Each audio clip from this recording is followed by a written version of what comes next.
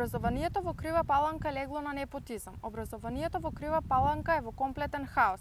На двајца професори по физичко образование не им е продолжен договорот за работа и тие од 1 септември се без работа. Од друга страна, директорот на Основното општинско училиште Илинден, кој што вчера бесрам се појави во јавноста од партиската говорница на ВМРО ДПМН, ја вработи својата сопруга, инаку дипломиран метеоролог, на несоодветно работно место во истото училиште.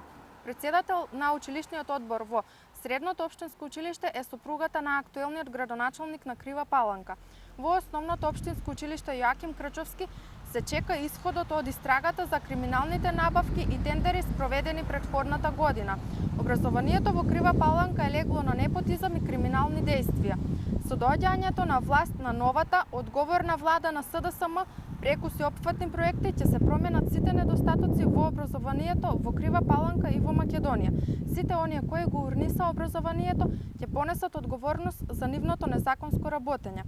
Промените доаѓаат и тие ќе донесат нов квалитет во образовниот процес, како на локално, така и на државно ниво. Македонија ќе добие квалитетен и современ образовен систем.